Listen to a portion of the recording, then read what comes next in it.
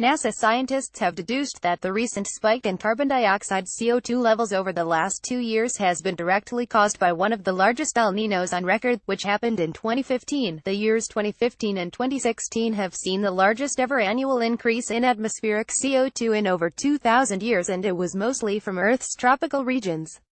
El Niño refers to the influence that warmer or colder ocean waters have on climate around the globe, called El Niño Southern Oscillation. ENSO El Niño is the cold phase, while El Niño is the warm phase of this cycle. NASA has said that while the release of the CO2 can be directly attributed to El Niño, exactly how this happened is still a matter of an ongoing study. The data for the research comes from the orbiting Carbon Observatory 2 CO2 satellite, says a report from the space agency.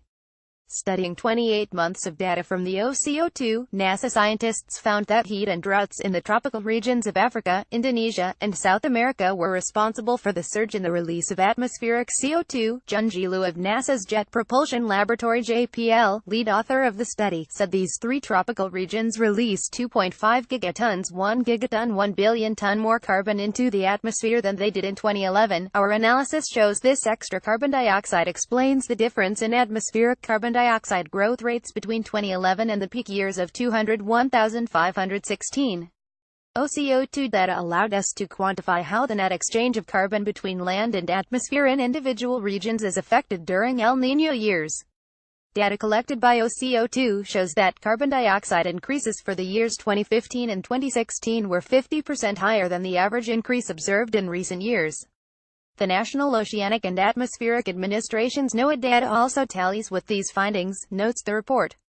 The increase was 3 parts per million ppm, that comes up to 6.3 gigatons of carbon, the annual increase averaging around 2 ppm, which is 4 gigatons of CO2.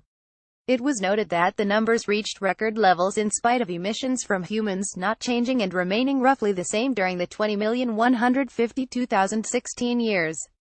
Liu's team found that the total amount of CO2 released into the atmosphere from all land masses on Earth increased by 3 gigatons, and that 80% of it came from natural processes occurring in tropical forests in South America, Africa and Indonesia, and each region contributed roughly the same amount.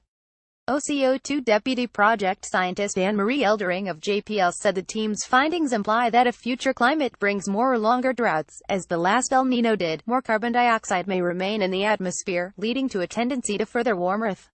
Fires caused by drought in the Indonesian peat forests in 2015 added to the carbon dioxide release, says Nasalad Ifanzis to Getty Images.